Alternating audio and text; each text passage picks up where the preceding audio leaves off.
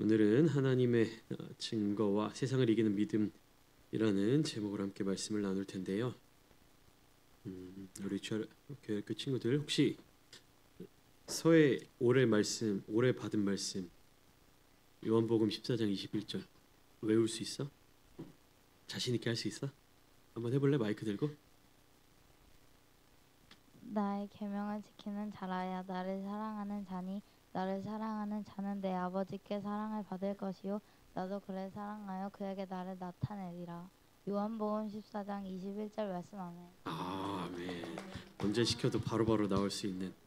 왜 시켰냐면 뭐 그냥 잘하나 못하나 이걸 하려고 한 것이 아니라 오늘 본문 말씀의 시작이 요한복음의 메시지와 상통하는 부분이 있기 때문에, 그러니까 하나님 나를 사랑하는 자는 내 계명을 지키는 자, 그리고 하나님께서도 그를 사랑하고 나도 그를 사랑하여 그에게 나를 나타내리라 말씀하시는 것처럼, 그러니까 하나님과 그의 아들의 관계, 하나님으로부터 낳은 자의 관계, 그리고 하나님을 사랑하는 자, 하나님의 아들을 사랑하는 자, 하나님 아들로부터 사랑받는 자, 하나님께로부터 사랑받는 자, 하나님이 하나님의 아들을 사랑하시고 아들도 하나님을 사랑하는 이 사랑의 관계를 우리가 오늘 말씀을 통해서 깊이 나누어 보면 좋겠습니다. 네, 나가주셨습니다.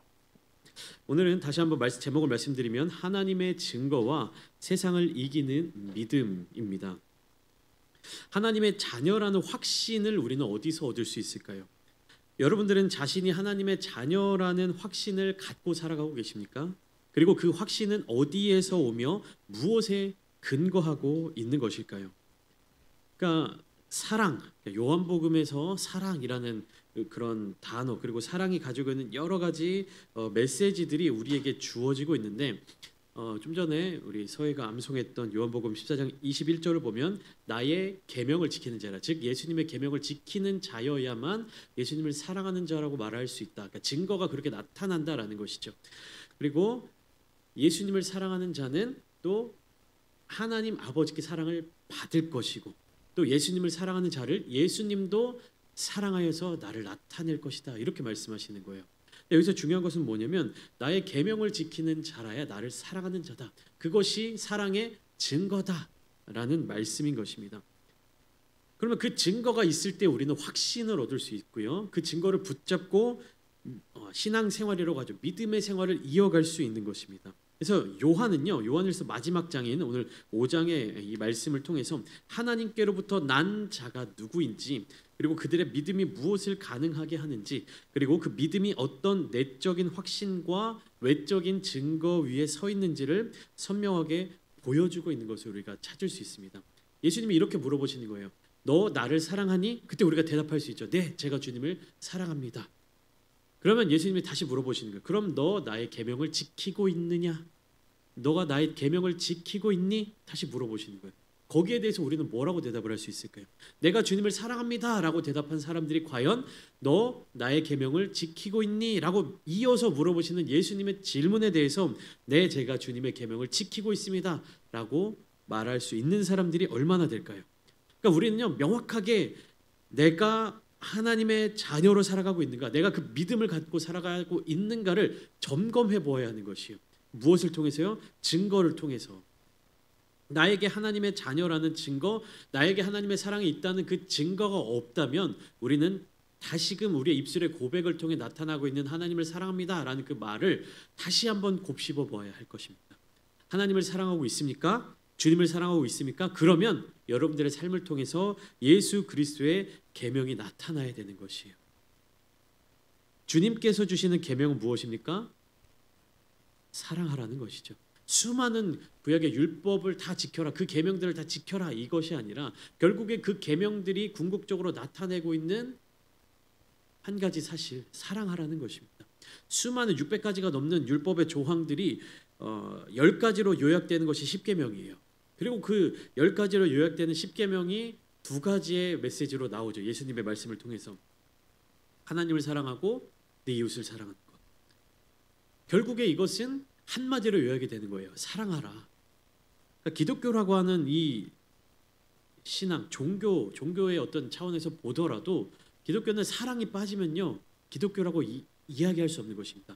기독교, 그리스도교, 예수 그리스도를 믿는다고 하는 사람들에게 사랑이 없다면 아무것도 아니라는 그 사실을 우리는 깨달아야 하는 것입니다.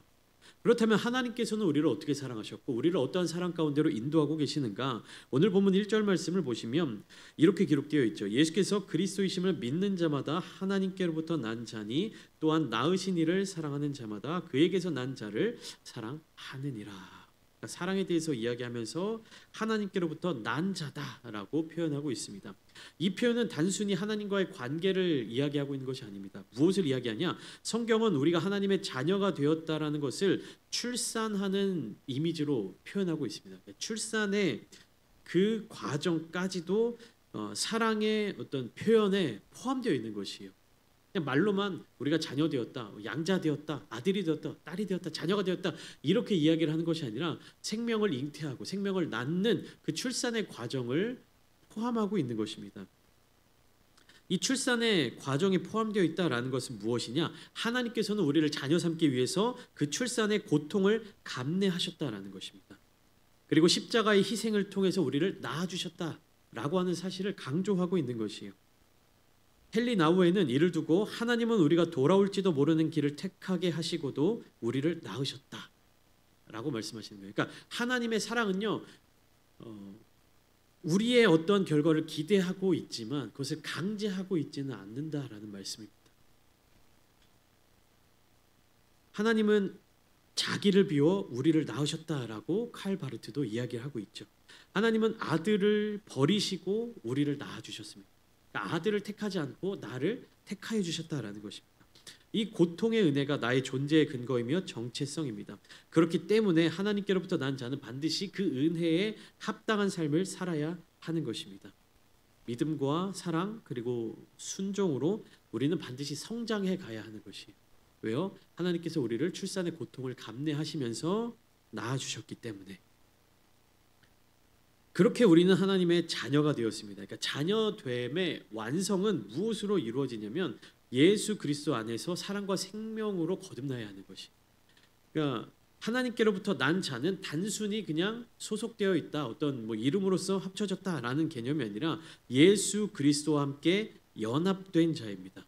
연합된 자. 그래서 요한은 분명히 이야기하고 있죠. 2절 말씀, 우리가 하나님을 사랑하고 그의 계명들을 지킬 때에 이로써 우리가 하나님의 자녀를 사랑하는 줄을 아느니라. 이렇게 이야기합니다.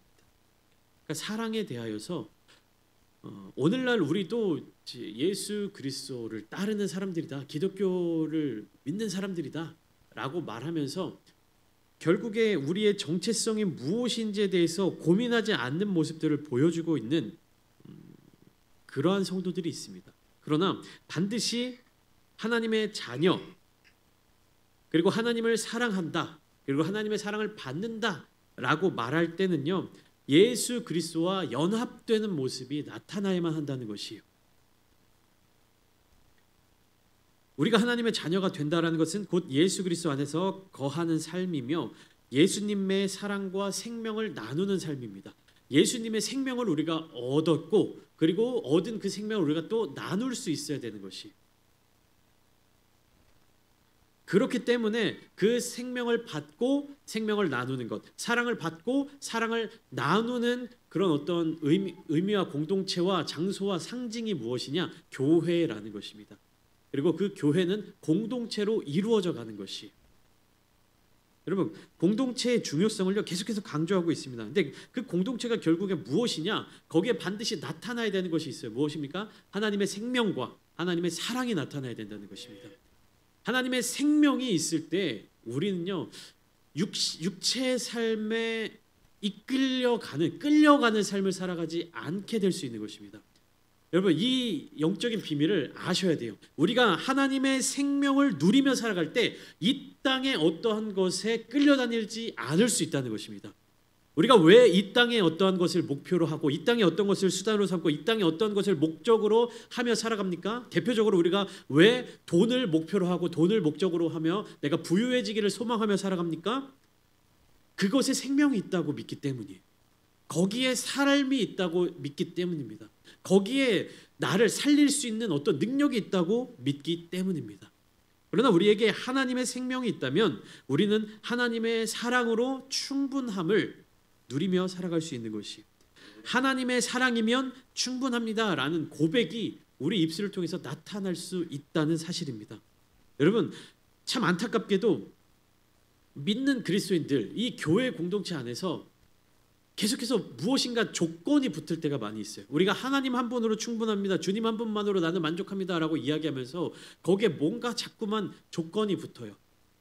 주님 한 분으로 충분합니다. 주님께서 저에게 무엇을 주실 줄 믿습니다. 주님께서 저를 채워주실 줄 믿습니다. 주님께서 나의 어떠한 것을 해주실 줄 믿습니다. 그러니까 주님께 뭔가 예수님과 나와의 인격적인 관계, 하나님과의 그 생명, 탄생, 그 관계 속에서 예수님과 하나됨을 이루어가는 방향성으로 나아가는 것이 아니라, 예수님을 우리가 어떤 존재로 생각하면 내가 구하면, 내가 기도하면 들어주는 어떤 대상으로 생각하는 것이, 왜 그런 생각을 하고 살아가느냐? 성경 속에 그렇게 기록되어 있기 때문에 너희가 나에게 구하라, 믿고 구하는 것은 받은 줄로 믿으라.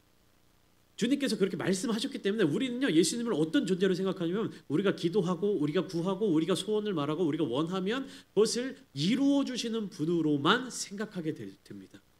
그러나 주님께서 우리의 기도를 들어주시는 이유, 주님께서 우리의 삶의 자리 가운데 다가와 주실 수 있는 그 이유는 어디에서부터 시작되는 것이냐? 관계에서부터 시작되는 것이에요. 주님과 나와 아무런 상관이 없다면, 하나님과 나와 아무런 관계가 없다면 우리의 기도가 주님께로 상달되어지지 않고 다다르지 않게 된다는 사실을 깨달아야 하는 것이에요. 즉 우리가 주님께 기도해야 하는, 구해야 하는 사람인 것은 맞지만 하나님과의 깊은 관계 안에서 주님께 우리의 필요를 구하는 단계로 나아가야 되는 것이, 정확하게 이해하셔야 됩니다. 우리가 세상의 수많은 것들을 구하고 수많은 것들을 의지하고 다양한 사람들을 의뢰하면서 그 사람들 가운데 내가 무엇인가를 얻을 수 있을까를 기대하면서 동시에 주님께 기도하는 모습은 잘못된 모습이에요. 무엇이냐? 주님만을 의지해야 하는 것입니다. 주님만을 붙잡아야 하는 것입니다. 주님만을 붙잡는다라는 것은요, 다른 기준들을 내려놓는다는 것을 의미합니다. 이것이 가나안 땅으로 들어간 이스라엘 백성들에게 주어진 과제이자 사명이었던 것이에요. 이스라엘 백성들에게 그들의 삶의 현실에 처해져 있는 그 상황들은 어떤 상황이었습니까?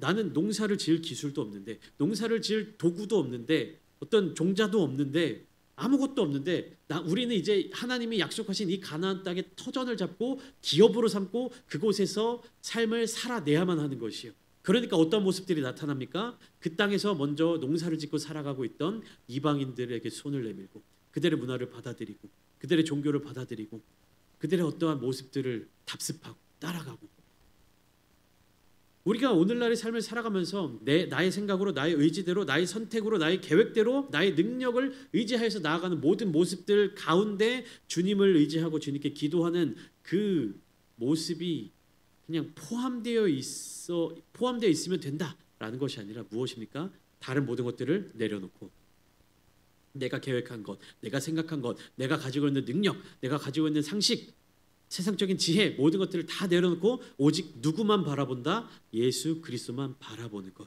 여러분, 이것이 우리가 생명을 붙잡는 원리인 것입니다. 우리가 말을 그렇게 표현하잖아요. 여기에 보험을 들어놓는다 이렇게 얘기하잖아요. 투자할 때도 분산 투자해야 된다. 그러니까 너무 한쪽으로만 올인해서는 안 된다. 안전을 위해서 다양한 방법들을 강구해 나와야 된다라고 이야기하잖아요. 그거는 세상적인 방법이에요. 믿는 그리스도인들은요, 올인해야 됩니다. 속된 말로 몰빵해야 돼요. 어디에다가요? 예수님에게. 모든 것들을 다 내려놓고 주님께 올인해야 하는 것입니다. 주님께 기도하고 주님께 간구하고 주님을 붙들고 나아가면서도 동시에 머릿속으로는 누가 이거에 대해서 얘기해 줬는데, 누가 이거 하라고 했는데, 그런 얘기들도 많이 하잖아요. 이렇게 달러 환율이 올라가고 이러면은 지금 달러를 사둬야 된다. 지금 현금을 마련해 놔야 된다. 누가 그런 얘기하지? 금을 구해내야 된다. 금을 지금 다 많이 사놔야 된다. 지혜일 수 있죠. 세상적인 지혜일 수 있죠. 세상적인 방법일 수 있습니다. 그게 맞는 말일 수도 있어요. 그러나 그것이 우리의 길과 해답과 어떤 방향성을 정하게 만들어서는 안 된다라는 것입니다. 우리가 하나님의 자녀로 살아간다, 우리가 예수 그리스도를 따르는 삶을 살아간다라는 것은 결국 무엇이냐면 예수 그리스도를 통하여 세상을 이기는 믿음을 갖게 되는 것을 의미합니다. 4절입니다. 무릇 하나님께로부터 난 자마다 세상을 이기느니라. 세상을 이기는 승리는 이것이니 우리의 믿음이니라. 여기서 세상은 단지 환경이나 사회를 뜻하는 것뿐만 아니라 하나님이 중심이 되는 것이 아니라 내가 중심이 되어 살아가는 모습을 나타내는 것이에요. 다시 말하면 내가 어떤 배의 선장이고 내가 어떤 배의 비행기의 기장이고 하나님은 어떤 존재의 부선장, 부기장, 직원 이렇게 생각하는 거예요. 하나님과 함께 가는 것 같지만 내가 삶의 키를 쥐고 내가 선장으로서의 역할을 하고 그 노릇을 한다면 결국에는 하나님 중심으로 사는 것이 아니라 나 중심인 것이에요. 내가 생각할 때는 하나님과 같이 간다라고 생각하지만 키를 누가 쥐고 있습니까? 내가 선장이고 내가 그 키를 쥐고 있기 때문에 하나님의 뜻대로 그리고 하나님께서 부어주시는 그 놀라운 은혜를 놓치며 살아갈 수밖에 없다는 것입니다. 하나님과 동행한다는 것, 하나님의 뜻대로 살아간다는 것은요, 선장의 자리를, 기장의 자리를 하나님께 내어드리는 것이 나의 삶의 방향성, 그 키를 하나님께 내어드린다는 것을 의미하는 것입니다. 믿음은 단지 견디는 것뿐만 아니라 세상을 뛰어넘는 방식으로 살아가는 능력입니다. 우리는 세상에 속하지 않았고 그리스도 안에 있는 자로서 이 세상을 거슬러 살아가는 존재인 줄 깨달아야 합니다. 6절부터 8절까지 말씀을 보시면 성령과 물과 피 이 세 가지가 예수 그리스도를 증언하는 요소다라고 소개하고 있는 것을 알 수가 있습니다.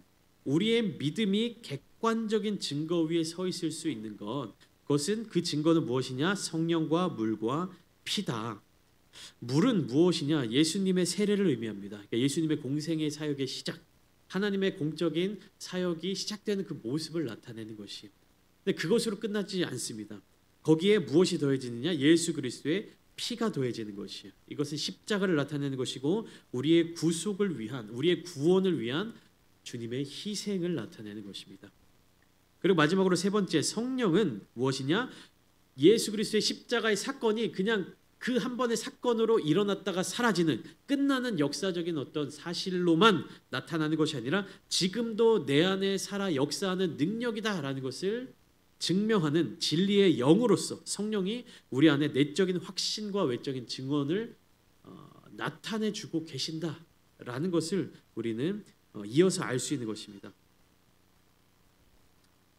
그렇기 때문에 우리는요, 신앙생활, 믿음 생활을 한다라고 할 때 다른 누군가에게 설명할 수 없는 어떤 맹신 혹은 무조건적인 믿음 그런 것이 아니라 하나님의 뜻을 바르게 깨닫고 그 뜻이 나의 삶의 자리 가운데로 들어오고 그 은혜를 내가 깨닫고 나의 선택과 결단으로 하나님을 의지하며 살아가는 것이 믿음이에요. 우리가 이해할 수 없는 어떤 현상에 대해서 믿습니다. 그냥 말로만 얘기하고 그냥 다른 내가 더 이상 고민하는 것을 포기하고 생각하는 것을 포기하고 결정하는 것을 포기하는 것이 아니라 무엇입니까? 내가 결정을 하는 것이에요. 무엇을? 하나님을 따르기를. 내가 발버둥 치면서 노력하는 것입니다. 무엇을요? 하나님 뜻대로 살아가기를. 나의 모습을 계속해서 돌아보면서 다시금 확인하는 것이에요. 어떤 것을? 내가 주님을 사랑하고 있는지를. 이것이 신앙생활이고 믿음입니다, 여러분. 믿음이 하나님을 믿습니다. 예수님을 믿습니다. 십자가 예수님께서 나의 죄를 위해서 십자가에 달려 돌아가심을 믿습니다라고 말하고 끝나는 것이 아니라 그것이 우리의 삶의 시작이 되어야 한다는 것이에요.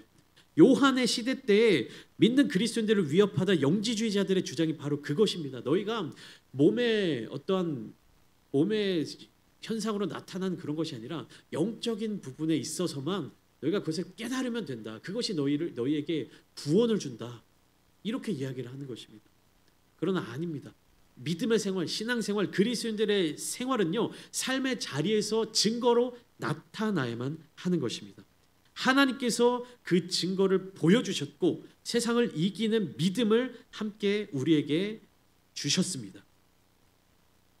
9절 말씀입니다. 만일 우리가 사람들의 증언을 받을진대 하나님의 증거는 더욱 크도다. 하나님의 증거는 이것이니 그의 아들에 대하여 증언하신 것이니라. 그러니까 사람의 말보다 더 크고 확실한 하나님의 말씀이 있다라는 것이요. 그것은 예수 그리스도를 믿는 자에게 무엇이 있냐? 생명이 있다. 생명이 있다라는 사실입니다. 이 증거는 기록된 말씀에만 있는 것이 아닙니다. 10절 말씀은 이렇게 이어지고 있죠. 하나님의 아들을 믿는 자는 자기 안에 증거가 있고 하나님을 믿지 아니하는 자는 하나님을 거짓말하는 자로 만드나니 이는 하나님께서 그 아들에 대하여 증언하신 증거를 믿지 아니하였습니다. 그러니까 하나님의 아들을 믿는 자는 어디에 증거가 있다? 자기 안. 내 안에 증거가 있다. 내 안에 증거가 있으면 그 사람은 누굽니까? 증인이 되는 것입니다. 믿는 자 안에는 성령을 통해 내면화된 확신이 살아있게 됩니다. 하나님의 증거를 부정하는 자는, 믿지 않는 자는 그냥 내가 안 믿고 끝나는 것이 아니라 어떠한 태도를 갖게 되는 거다라고 10절 말씀에서 얘기하냐면 하나님을 거짓말하는 자로 만든다라는 것이에요. 여러분 이것을 반드시 기억하시기 바랍니다. 내가 믿지 않는 자는, 내가 하나님을 믿지 않는다라는 것은요, 그냥 내가 믿음이 없다 혹은 내가 그것을 믿을 수 없다라는 이야기로 끝나는 것이 아니에요. 하나님을 거짓말하시는 분으로 만든다라는 거예요. 엄청 두려운 말씀 아닙니까? 내가 안 믿어, 난 그건 믿어지지 않아, 난 잘 모르겠어 라고 이야기하는 것으로 끝나는 게 아니라는 사실입니다. 하나님이 우리에게 그 많은 증거를 주셨고 하나님이 우리를 위하여서 그 아들을 내어주셨고 하나님이 출산의 고통을 감내하시면서 우리에게 구원을 베풀어 주셨는데 하나님이 그러한 사랑을 우리에게 베풀어 주셨다라는 것을 믿지 않는 자는요, 그 사랑을 받지 못할 뿐만 아니라 하나님을 거짓말하는 자로 만들어버린다는 것입니다. 우리는 그런 사람이 되어서는 안 되겠죠. 우리는 생명을 가진 사람이 되어야 하며 참되신 진리의 하나님을 섬기며 예배하며 나아가는 자들이 되어야만 합니다. 그렇다면 여러분, 오늘 말씀을 통해 우리는 하나님께로부터 난 자가 누구인지, 그가 어떤 정체성과 증거를 가지며 어떠한 생명을 누리고 있는지를 말씀을 통해 살펴보았는데, 보이지 않는 하나님을 어떻게 나타낼 것이냐, 보이지 않는 하나님을 어떻게 보여줄 것이냐 라는 질문이 남아 있습니다. 여러분, 우리는 그냥 기독교인이 아닙니다. 그냥 종교의 어떤 한 분파를 추종하며 따라가는 사람들이 아닙니다. 하나님께서 고통을 감수하고 낳으신 하나님의 자녀입니다. 여러분, 우리는 예수 그리스도 안에 있는 자녀들입니다. 세상을 이기는 믿음의 사람들입니다. 성령과 말씀의 증거를 품은 사람들입니다. 하나님의 증거와 생명을 지닌 자들입니다. 여러분, 우리들 마음 가운데, 여러분들 마음 가운데 이 하나님의 생명을 품고 살아가십시오. 세상이 감히 넘볼 수 없는, 세상이 감히 무너뜨릴 수 없는 하나님의 생명이 여러분들 안에서 샘솟듯이 일어나기를 소망합니다. 여러분들 그 생명을 붙들고 살아갈 때 세상 가운데 나아가 증인으로서의 삶을 살아낼 수 있는 것이고, 사망의 두려움과 그 죽음 가운데 살아가는 자들에게 이 생명을 나누어 줄 수 있는 자들이 될 수 있는 것입니다. 그렇기 때문에 여러분, 삶의 자리 가운데 두려워하지 마십시오. 흔들리지 마십시오. 예수 그리스도 안에 있는 사람은 이미 생명을 소유한 자요, 하나님의 확실한 증거 위에 서 있는 사람입니다. 우리가 두려워한다면, 우리가 그것을 제대로 믿지 못한다면 나만 무너지는 것이 아니라 하나님께서 계획하여 주신, 하나님께서 이 땅에 보내주신 그 사랑과 생명을 전하지 못하고 무너져 버리게 만드는 그런 자들이 될 수 있다는 사실입니다. 오늘 마지막 절, 오늘 본문 마지막 절을 보시면 이렇게 기록하고 있죠. 아들이 있는 자에게는 생명이 있고 하나님의 아들이 없는 자에게는 생명이 없느니라. 다시 표현하면 그 아들의 사랑을 누리는 자에게 생명이 나타나게 되고 하나님의 아들의 그 사랑을 누리지 못하는 자에게는 생명이 없다라는 메시지입니다. 여러분들은 생명을 가진 분들이십니까? 여러분들은 마음속에 그 하나님의 생명이 샘솟듯 일어나고 계시는 분들입니까? 여러분, 생명이 있는 자는요, 소망을 잃어버리지 않습니다. 생명을 가진 자는요, 하나님을 붙들고 살아갑니다. 생명을 가진 자는요, 날마다 찬송이 넘쳐나는 것입니다. 생명을 가진 자들은요, 상황과 환경에 무너지지 않습니다. 생명을 가진 자들은요, 그 상황과 환경을 이겨내는 자들입니다. 생명을 가진 자들은 그 기쁨을 함께 나누며 살아가는 자들입니다. 사랑하는 성도 여러분, 하나님께서는요, 이 생명을 우리들에게 주셨습니다. 그리고 그 생명을 힘입어 이 땅에서의 삶의 자리 가운데 날마다 승리를 누리며 살아가도록 말씀하셨습니다. 여러분 마음 가운데 고통이 있습니까? 여러분 마음 가운데 아픔이 있습니까? 하나님의 이 생명을 통해서 회복을 누리시는 놀라운 은혜가 임하게 되시기를 축원합니다. 오늘 시간 함께 기도하실 때 하나님 우리에게 생명을 허락하여 주셨고 그 사랑을 누리게 하여 주셨사오니 우리가 놓치지 않고 그 사랑의 자리 가운데로 나아가겠습니다. 우리를 위하여서 출산의 고통을 감당하신 그 하나님의 사랑, 그것을 통해서 우리가 세상을 이기는 믿음을 갖고 살아가도록 하여 주시며 세상을 이기는 믿음을 통하여 이 땅 가운데 하나님의 은혜를 전파하며 증거하며 살아갈 수 있는 증인이 되게 하여 주시옵소서. 함께 기도하시며 은혜를 누리시는 이 시간 되시기를 주님의 이름으로 축원합니다.